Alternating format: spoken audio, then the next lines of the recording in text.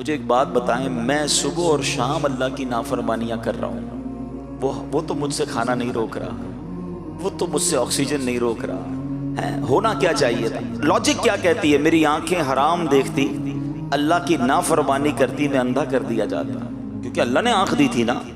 اے میرے بندے، میں نے آنکھ دی اپنی فرما برداری کے لیے، تو ان آنکھوں سے گناہ کر رہا ہے، روشنی ختم نہیں ہوتا۔ حرام سنتا تو بہرا کر دیا جاتا، حرام بولتا تو گونگا کر دیا جاتا، یہ ہاتھ حرام کے لیے اٹھتے تو گر جاتے، یہ پیر حرام کے لیے چلتے تو میں لنگڑا ہو جاتا۔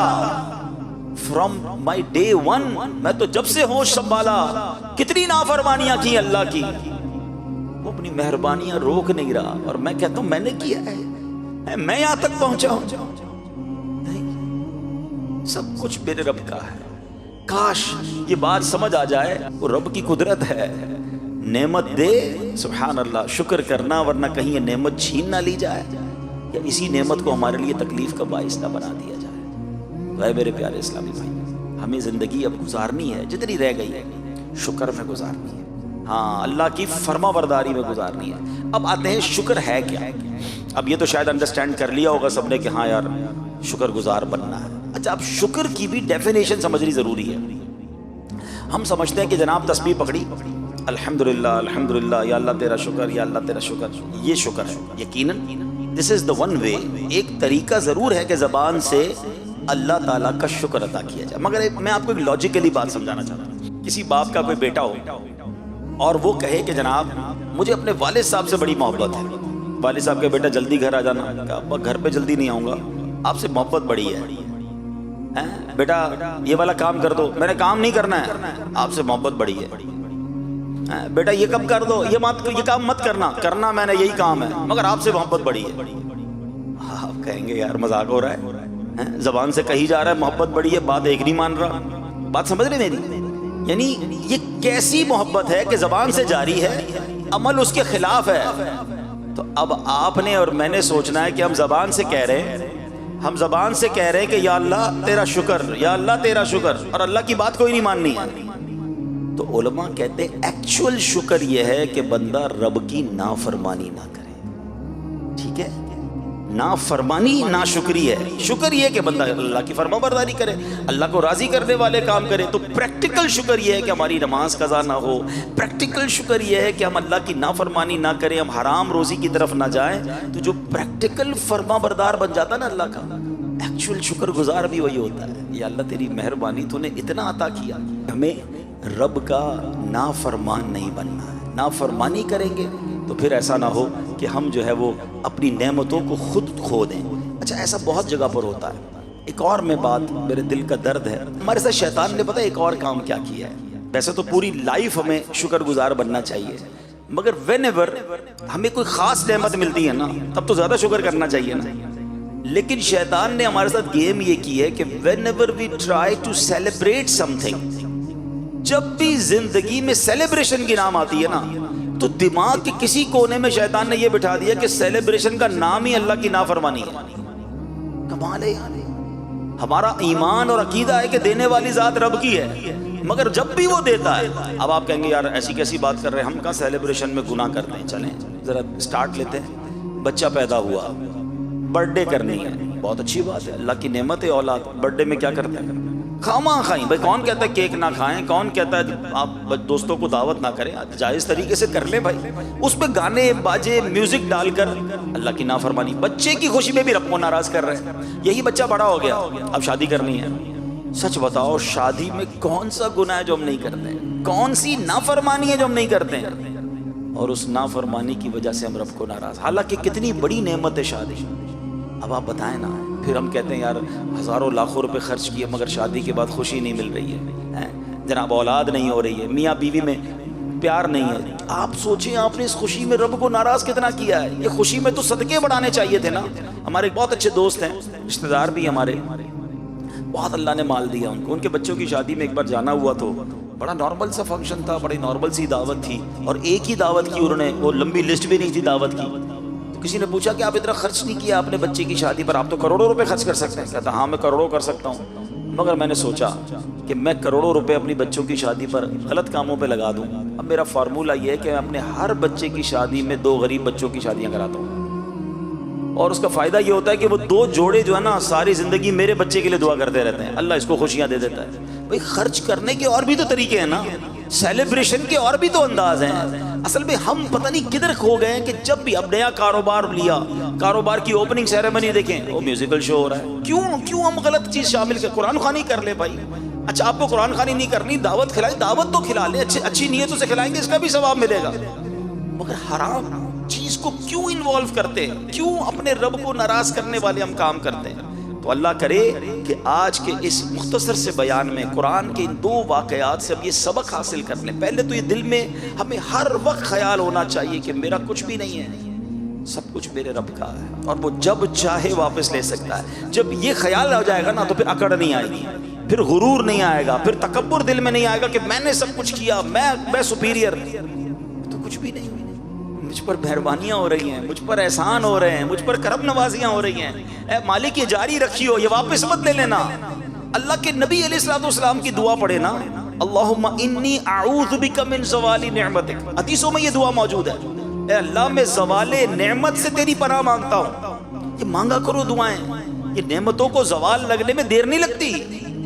بس اللہ کرے کہ ہم شکر گزار رہے, مٹا دے اپنی ہستی کو اگر کچھ مرتبہ چاہے, مٹا دے اپنی ہستی کو اگر کچھ مرتبہ چاہے, کہ دانا خاک میں مل کر گل گلزار ہوتا ہے. عاجزی کا انداز اختیار کریں گے, اللہ ترقی عطا فرمائے گا. نبی پاک علیہ الصلوۃ والسلام کی ایک اور بڑی پیاری دعا ہے. اس سے اندازہ ہوگا کہ اللہ کے حبیب علیہ الصلوۃ والسلام دنیا سے آپ کا تعلق کیسا تھا اور رب سے تعلق کیسا تھا. اور یہ دعا ایکچولی ٹیچنگ بھی ہمارے لیے. دعا کیا ہے؟ اللہم انی اعوذ بک من دنیا تمنع خیر الآخرہ. اے اللہ پاک میں ایسی دنیا سے تیری پناہ چاہتا ہوں جو آخرت کی بھلائی سے روک دے. دنیا دنیا دنیا, صبح و شام دنیا, صبح و شام مال, صبح و شام جناب دنیا کے خواب, اور آخرت بھلائے بیٹھے. اللہ کے حبیب کیا عرض کر رہے ہیں؟ اے اللہ میں ایسی دنیا سے تیری پناہ چاہتا ہوں جو آخرت کی بھلائی سے روک دے. اب آگے سنیے, وَأَعُوذُ بِكَ مِنْ حَيَاةٍ تَمْنَعُ خَيْرَ الْمَمَاتِ. اے اللہ ایسی زندگی سے تیری پناہ مانگتا ہوں جو اچھی موت سے روک دے. زندگی تو کمال ہو گئی نا, او گاڑیاں لش بش, زندگی کے ساری لگزریز حاصل کر لی, موت اچھی نہ ہوئی تو کیا کرنا ہے زندگی کا؟ یہ تو تھوڑی ہے نا, اصل تو وہ لائف ہے. دعا کرو کہ لائف ایسی گزرے کہ موت اچھی ہو جائے. ہاں زندگی ایسی گزارو کہ آخرت اچھی ہو جائے. کیا خوبصورت قول ہے ایک بزرگ کا, فرماتے زمین کے اوپر کام اور زمین کے اندر آرام. اللہ زمین کے اوپر ایسا کام کروا لے کہ جب زمین کے اندر جائے نا تو مار نہ پڑے, ادھر آرام کرے. ادھر آرام کرنا, ادھر تھوڑی آرام کرنا ہے. ادھر غفلت کی نیند سوئے ہوئے, ادھر نمازیں قضا ہو رہی ہیں, ادھر حرام کام چل رہے ہیں, ٹینشن ہی کوئی نہیں. ادھر جاگنا ہے, ادھر فکر کرنی ہے, جاگنا ہے, جاگ لے افلاک کے سائے تلے, حشر تک سوتا رہے گا خاک کے سائے تلے. ادھر سونا ہے نا تو ادھر آسان نیند چاہیے, ادھر برکت جب ملے گی جب دنیا اچھی گزاری ہوگی. کیا خوبصورت نبی پاک کے الفاظ تو ویسے ہی کمال ہے نا, ایک جملے میں پورا چیپٹر ہے. کیا فرمایا؟ وَأَعُوذُ بِكَ مِنْ حَيَاةٍ تَمْنَعُ خَيْرَ الْمَمَاتِ. اے اللہ میں ایسی زندگی سے تیری پناہ چاہتا ہوں جو اچھی موت سے روک دے. پھر فرمایا وَأَعُوذُ بِكَ مِنْ عَمَلٍ يَمْنَعُ خَيْرَ الْعَمَلِ. اور ایسی امیدوں سے تیری پناہ چاہتا ہوں جو نیک اعمال سے روک دے. امیدیں ختم نہیں ہو رہی, پلاننگ ہی ختم نہیں ہو رہی, نیک اعمال کی جگہ ہی نہیں بن رہی ہے. تو اللہ کرے کہ یہ دعا ہمارے حق میں بھی قبول ہو جائے. ہم نبی پاک کی اس دعا کے ساتھ اللہ کرے کہ ہم اپنی لائف گزارے. ایک مرتبہ پیارے آقا علیہ الصلوۃ والسلام کی بارگاہ میں ایک شخص حاضر ہوا, کہتا ہے یا رسول اللہ صلی اللہ علیہ وسلم مجھے کیا ہو گیا کہ میں موت کو پسند نہیں کرتا. یعنی میرا دل دنیا کی طرف مائل ہے اور اپنے دل میں آخرت کی طرف میں میلان کم پاتا ہوں, اور موت تو جنت میں پہنچنے کا راستہ ہے مگر مجھے موت ہی پسند نہیں ہے. اچھا ایسے ہم میں سے بھی بہت سارے لوگ ہوں گے جب بھی موت کی بات آتی ہے ڈر جاتے ہیں, خوف مبتلا ہو جاتے ہیں, آخرت کی بات نہ کرو, مرنے کی بات نہ کرو. کہتا حضور مجھے پتا ہے جنت میں جانے کا راستہ ہی موت ہے, موت آئے گی تو جنت میں جاؤں گا نا, مگر میرا دل اس طرف نہیں کھنچتا ہے, مجھے میلان نہیں ہے, مجھے مزہ نہیں آتا. سبحان اللہ. نبی پاک نے جو فارمولہ دیا ہے نا وہی سمجھ لے آج میرے پورے بیان کا حاصل ہے.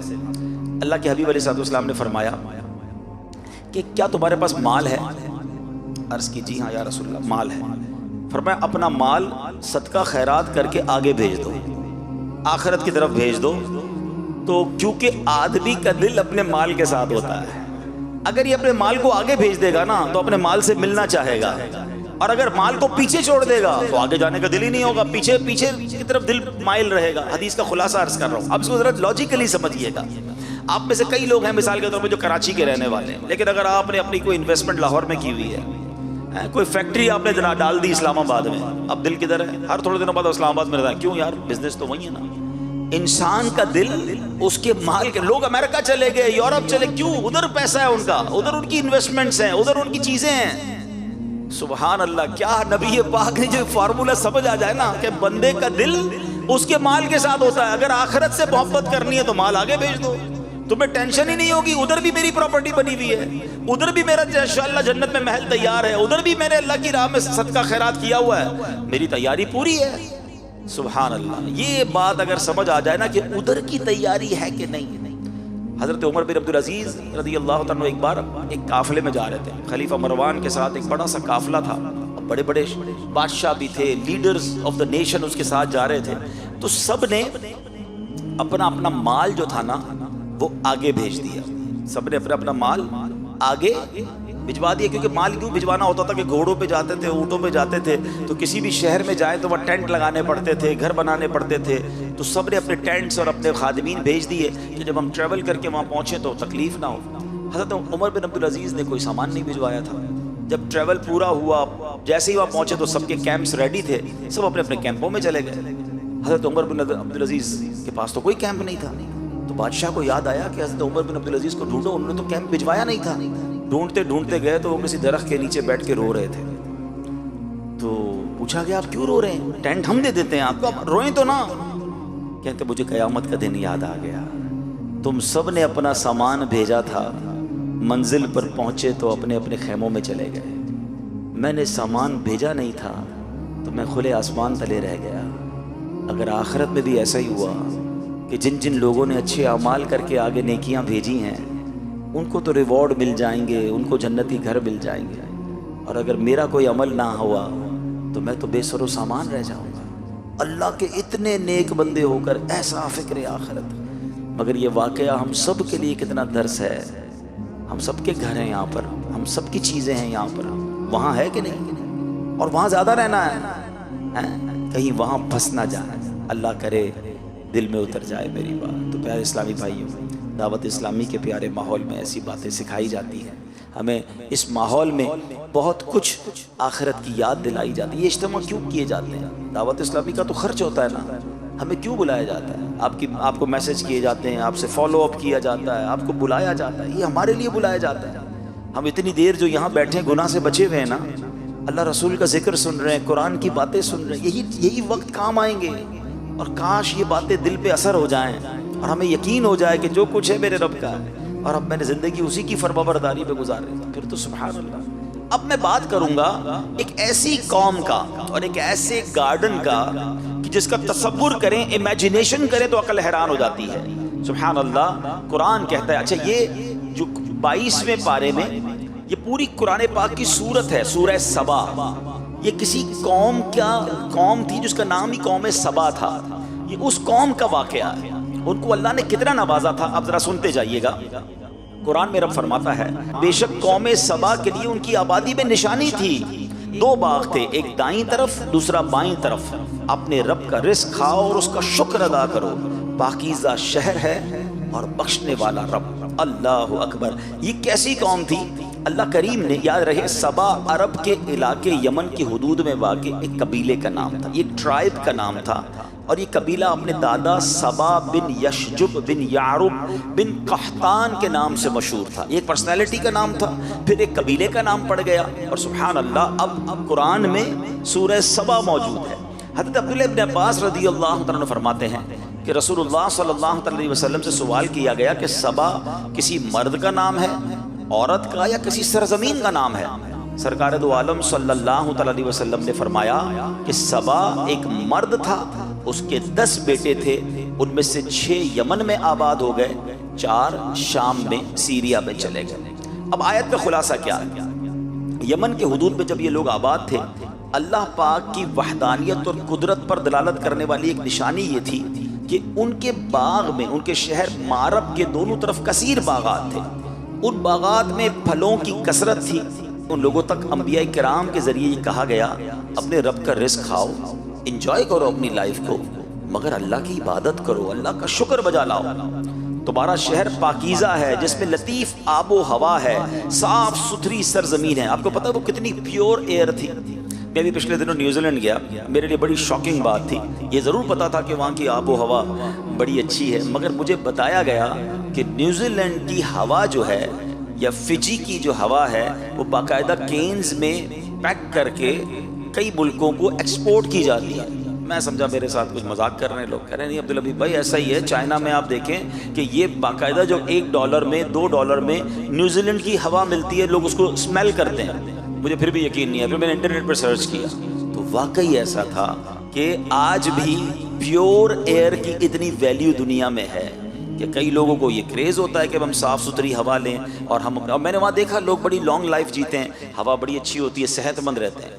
مگر قرآن کہتا ہے سبا کے لوگوں کے پاس جو شہر تھا نا، اس شہر کی ہوا ایسی تھی جس پہ کوئی مچھر ہی نہیں تھا، کوئی مکھی نہیں تھی، کوئی کھٹمل نہیں تھا، سانپ بچھو کوئی نہیں تھا، بلکہ پاکیزگی کا عالم یہ ہوتا کہ کوئی دوسرے شہر کا آدمی اس شہر سے صرف گو تھرو کر لیتا، گزر جاتا، تو اگر اس کے جسم پر کوئی جوئیں یا کیڑے ہوتے وہ بھی مر جاتے تھے۔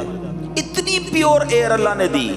اللہ اکبر، فرمایا اب اس نعمت پر اللہ نے ایسی آب و ہوا، اتنے زبردست باغات کا عالم یہ تھا، کوئی شخص اپنے سر پہ ٹوکرا اٹھا کر ان باغ سے گزرتا تھا تو خود ہی باغ سے پھل گر کر اس کے ٹوکرے میں بھر جاتے تھے۔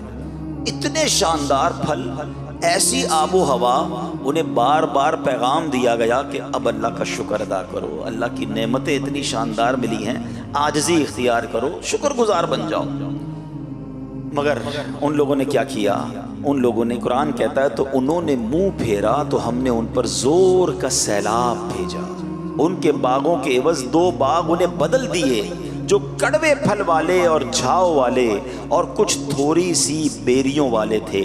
اب ہوا کیا، ذرا تفصیل سے سنیے گا کہ اللہ پاک نے ان کے پاس انبیاء بھیجے، ہر نبی کا انکار کرتے رہے، ہر نبی کو اوائڈ کرتے رہے، اور اس کے معاذ اللہ بات کو ٹھکراتے رہے۔ یکے بعد دیگرے 13 نبی بھیجے گئے قوم سبا کو سدھارنے کے لیے، اللہ کی طرف بلانے کے لیے، انہیں الارم کرنے کے لیے 13 انبیاء گئے، ان کو حق کی دعوتیں دیں، نعمتوں کی قدر یاد دلائی۔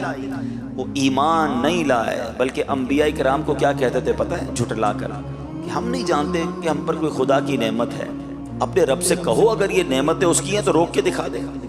معاذ اللہ وہ یہ سمجھنے لگے کہ یہ تو ہمارا حق ہے، یہ ہمارا ملک ہے، ہماری سٹی ہے، یہ ڈیولپمنٹ ہم نے کی ہے، اگر اللہ کا ہے تو اللہ سے کہو روک کے بتا دے۔ وہ انکار کرتے تھے، وہ غرور کرتے تھے، وہ تکبر کرتے تھے۔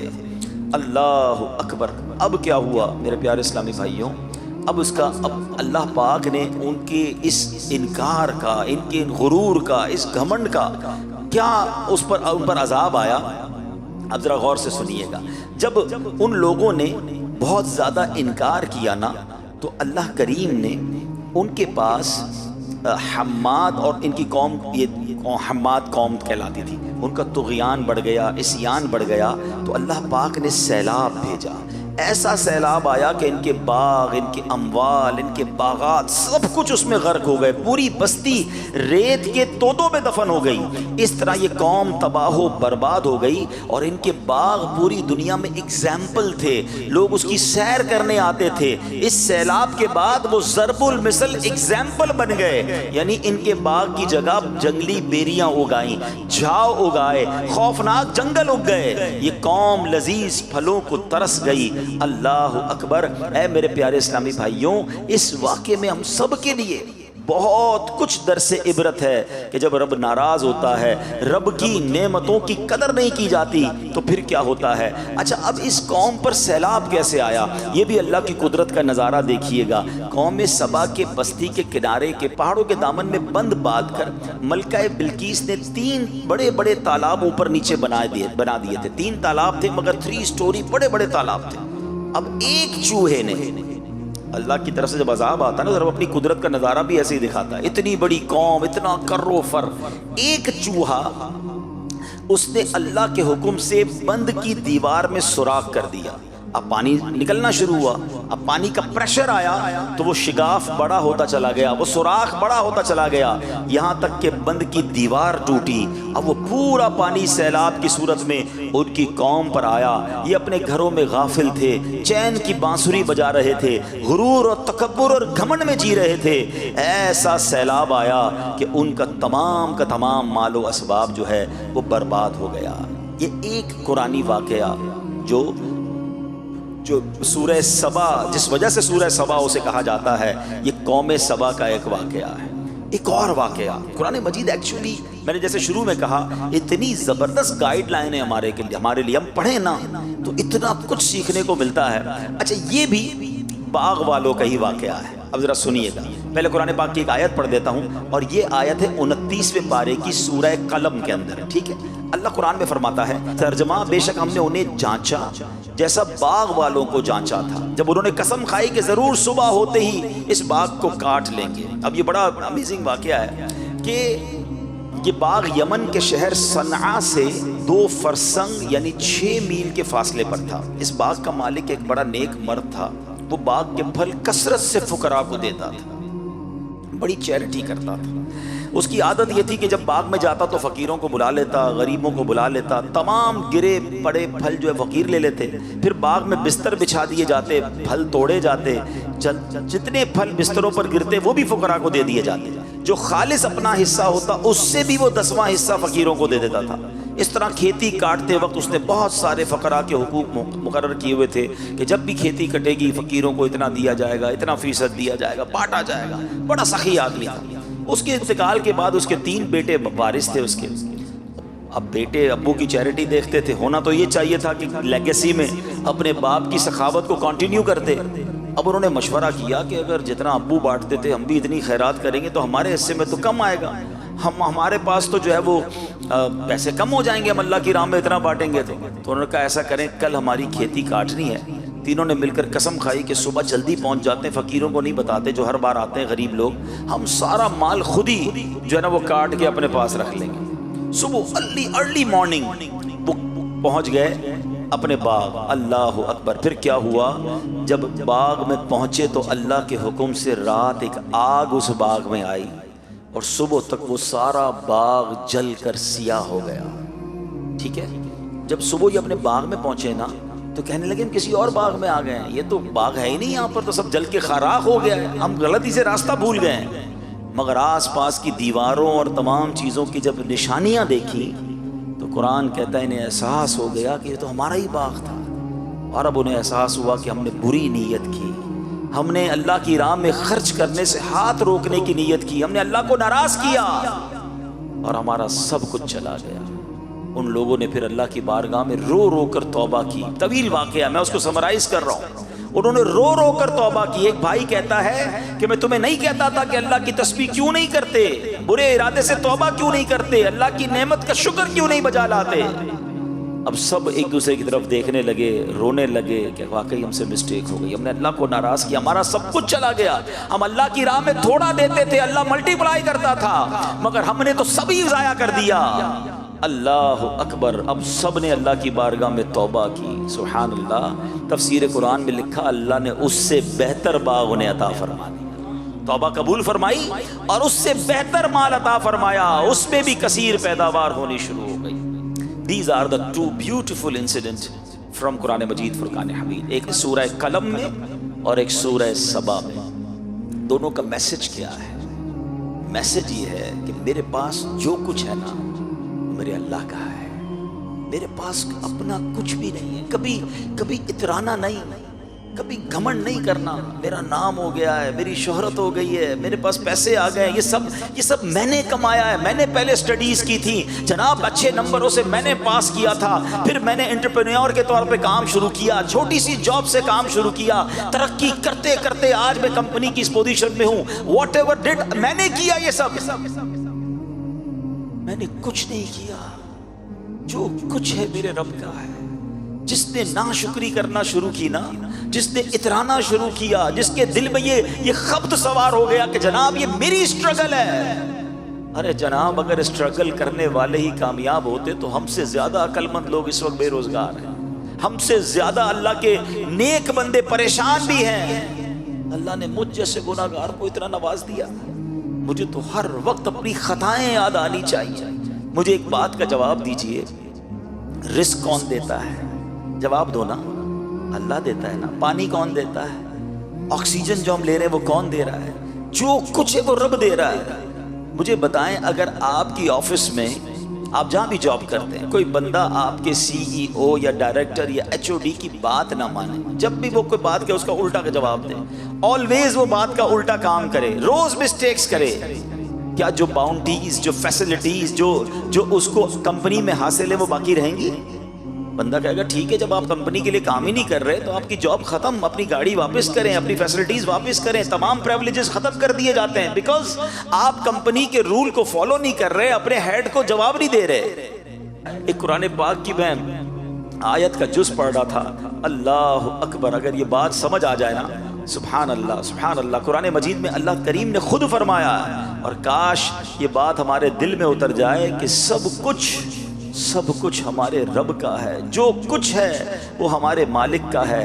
اللہ کرے کہ یہ بات ہم سمجھ لیں تو پھر انشاءاللہ چیزیں سمجھنا شروع ہو جائیں گی۔ تو اے میرے پیارے اسلامی بھائیوں، ہمیں اپنی ان تمام باتوں کو سمجھنا بھی ہے اور آئندہ اترانا نہیں ہے، شکر گزار بننا ہے۔ اگر آپ چاہتے ہیں نا کہ آپ کی میری عزتوں میں ترقی ہو جائے، سبحان اللہ، قرآن میں اللہ فرماتا ہے الولایۃ للہ الحق، خود رب نے قرآن میں فرما دیا تمام اختیار سچے اللہ کا ہے۔ یہ ادھر نقش کر دو، الولایۃ للہ الحق، تمام اختیار سچے اللہ کا ہے، میرا کچھ نہیں ہے۔ وہ پنجابی شاعر کہتے ہیں نا، جے چاویں تے راہ جاندے نو تخت عطا فرماوے، جے چاویں تے راہ جاندے نو تخت عطا فرماوے، جے چاویں تے شاہ کولوں در در خیر منگاوے۔ رب چاہے نا تو روڈ پر چلنے والے کو بادشاہت عطا فرما دے، اور رب چاہے تو بادشاہ کو پل میں فقیر بنا دے۔ ہماری کوئی اوقات نہیں ہے۔ اچھا پھر بعض اوقات بندہ کو جب بن جاتا ہے نا تو پھر کیلکولیٹر سے زندگی گزارتا ہے، یار اتنے پیسے تو ہو گئے کہ 10 سال تو کچھ نہیں ہونا، اب اتنے کرنے کہ 100 سال تک کچھ نہ ہو، پیسے اتنے ہو جائیں کہ بچے بھی سکھ سے کھائیں، اب جناب میرے پاس اتنا ہے کہ میری نسلیں کھائیں تو ختم نہیں ہوں گی۔ یہ بندہ پھر آہستہ آہستہ ہونا تو کیا چاہیے تھا کہ رب نے دیا نا، میں اور شکر گزار ہوتا، میں اور عاجزی کا اظہار کرتا، مگر اب بندہ کہتا ہے میرے پاس تو اتنا آ گیا کہ اب ٹینشن ہی نہیں ہے، کوئی نہیں کرنی جاب، بھائی کیوں کسی کی بات سنوں؟ میں نہیں کہتا ترقی نہ کریں، مگر گھمنڈ تو نہ لائیں نا اپنے اندر، اللہ سے تو جڑے رہیں، اس کی بارگاہ سے تعلق تو کم نہ ہو جائے، ادھر سے کنیکشن تو اور بڑھنا چاہیے۔ عقل بھی یہ کہتی ہے کہ وہ عطائیں بڑھائے تو ہم سجدے بڑھائیں، وہ عطائیں بڑھائے تو ہم شکر بڑھائیں، مگر ہو کیا رہا ہے کہ وہ عطائیں بڑھاتا ہے، ہم خطائیں بڑھاتے ہیں۔ جب اب پیسے تھوڑے تھے، مقام چھوٹا تھا، جاب چھوٹی تھی، تو گناہ بھی تھوڑے تھے۔ جیسے جیسے جناب ترقی ہوتی گئی، کاش نیکیوں میں ترقی ہوتی، گناہوں میں ترقی ہونے لگی۔ بھائی میں تو انتظار میں تھا یار، اتنے پیسے آئیں گے تو یہ والی عیاشی کرنی ہے، یہ والا کام ہو جائے تو یہ والا گناہ کرنا ہے۔ یہ کیا کر رہے ہیں ہم؟ لاجیکلی بھی آپ کا باس آپ کے آفس میں کوئی آپ کو اچھی انسینٹیو دے، اچھا بونس دے، آپ تھینکس کرتے ہیں، آپ کہتے ہیں یار آلویز اس بندے نے مجھے میرا ساتھ دیا ہے، میں اب اس کمپنی کو کبھی نقصان نہیں پہنچاؤں گا، اپنے باس کو کبھی ناراض نہیں ہونے دوں گا، یہ مشکل وقت میں میرے کام آیا تھا۔ بالکل ٹھیک ہے، دنیا میں جو اچھا کرے اس کے ساتھ اچھا ہی برتاؤ کرنا چاہیے، مگر صرف دنیا میں۔ جس رب نے بچپن سے لے کر آج تک مجھے عطائیں فرمائی، پیدا ہونے سے لے کر اب تک میں اس کی نعمتوں کے بوجھ تلے دبتا جا رہا ہوں، وہ ناراض ہو جائے، اس کی کوئی فکر نہیں، اور یہ کبھی خبط سوار نہ کرنا کہ میرا بہت کچھ ہے اور میں جناب اب مجھے کچھ نہیں ہو سکتا. قوم سبا کا واقعہ بتا رہا ہے, یہ باغ والوں کا واقعہ بتا رہا ہے. چلے آپ کہیں گے عبدالحبیب بھائی یہ تو ہزاروں سال پرانے واقعات سنا رہے ہو, 2022 کی بات ہے نا, ترکیہ میں زلزلہ آیا, میں خود وٹنس ہوں اس ارتھ کویک کا. 40 سیکنڈ 40 سیکنڈ کے اندر کیا ہوا, ارب پتی لوگ روڈ پہ آ گئے, فیکٹریاں تباہ ہو گئی ودن 40 سیکنڈز, بلڈنگیں گر گئیں. میں نے ایک رات گزاری ہے, میں نے زندگی میں بہت ٹریول کیا ہے, یہ وقت نہیں ہے اس پر بات کرنے کا, مگر میں اس رات کو نہیں بھولتا ہوں. وہ رات میں نے ہتائی سٹی ہے ترکیہ کی, میں نے وہ رات وہاں گزاری. دیٹ واز میری زندگی کی مشکل ترین رات تھی. اس کی 2-3 وجوہات تھی. ایک تو ٹھنڈ تھی, ٹھیک ہے, ہم ایک گاڑی کے ساتھ گئے تھے سامان لے کر, ایک ہمارے ساتھ چھوٹی وین تھی, ہم نے کہا ہم سامان بانٹیں گے. ٹریفک کی وجہ سے ہم 2 گھنٹے کا راستہ 10 گھنٹے میں ہم نے طے کیا. جب ہم پہنچے تو رات کے 1:30-2 بج گئے. وہ گاڑی والا کہتا ہے میں نے واپس جانا ہے. ہم نے اس کی منتیں کی, ترلے کیے, بھائی رک جاؤ صبح ہو جائے, ہم سامان بانٹنے آئے, ابھی رات 2 بجے ہم کس کو سامان بانٹے. لوگ بیچارے روڈوں پہ سو گئے تھے, ٹینٹ لگے ہوئے تھے, آگ جل رہی تھی, سردی کی رات تھی, عورتیں بچے خیمے میں آرام کر رہے ہوں گے. ہم نے کہا فجر ہوتے ہی ہم سامان بانٹیں گے, تم چلے جانا. اس نے کہا نہیں مجھے جانا ہے. بہرحال ہم کیا کرتے, پردیس تھا, سارا سامان اس نے روڈ پہ اتار دیا, وہ واپس چلا گیا. اب سامان تھا, ہم تھے اور ہمارے پاس ایک گاڑی تھی. اب سردی کی رات, اور میں سوچتا رہا, میں یقین کرے بہت رویا. میں نے کہا یا اللہ مجھ سے ایک رات نہیں گزر رہی, یہ پورا شہر اس وقت روڈ پہ ہے, میں تو آج صبح ہوگی سامان بانٹوں گا واپس چلا جاؤں گا. یہی راتیں ساری پتہ نہیں کب تک گزاریں گے. آج مجھے 1 مہینہ پہلے, 1 سال کے بعد, ابھی 15 دن پہلے مجھے ویڈیو آئی کہ وہی شہر اب پورا گراؤنڈ ہو چکا ہے. انہوں نے 6000 بلڈنگیں سب زیرو کر دی ہیں, اب بلڈنگیں بننے جا رہی ہیں. اس کا مطلب 1-1.5 سال سے وہ لوگ روڈ پہ ہی ہیں نا, یا خیمے میں ہیں, یا پتہ نہیں کسی رشتہ دار کے گھر رہ رہے ہیں. آپ یقین کریں سامنے بلڈنگیں گری نہیں تھی, بلڈنگیں 25-50-100 بلڈنگیں گری تھی, باقی ساری بلڈنگیں کھڑی تھی. لیکن لوگ روڈ پہ بیٹھے تھے, اندر جانے کی ہمت نہیں تھی, کیونکہ ہر چند منٹ کے بعد, ہر تھوڑی دیر کے بعد ایک اور آفٹر شاک آتا تھا, ایک کوئی نہ کوئی بلڈنگ گر جاتی تھی. اب اعلان یہ تھا کہ کوئی بلڈنگ کے اندر نہیں جائے گا. گرم کپڑے موجود تھے, کھانے کا سامان موجود تھا, بچوں کا دودھ موجود تھا, بٹ nobody have courage ہی نہیں تھی کہ بلڈنگ میں جائیں اور اپنا سامان لے کر آئیں. نیچے روڈ پہ سب لوگ بیٹھے تھے, بچے بیٹھے تھے, عورتیں بیٹھی تھی. میں سوچنے لگا یا اللہ تھوڑی دیر پہلے یہ سب گھر والے تھے, تھوڑی دیر بعد یہ سب روڈ پر آ گئے.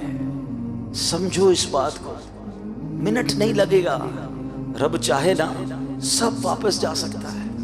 تو پھر کس بات کا اترانا ہے, پھر کس بات کا گھمنڈ ہے, یہ میں نے کیا ہے, یہ میں نے کیا. میں نے کچھ نہیں کیا ہے, میں نے کچھ نہیں کیا ہے.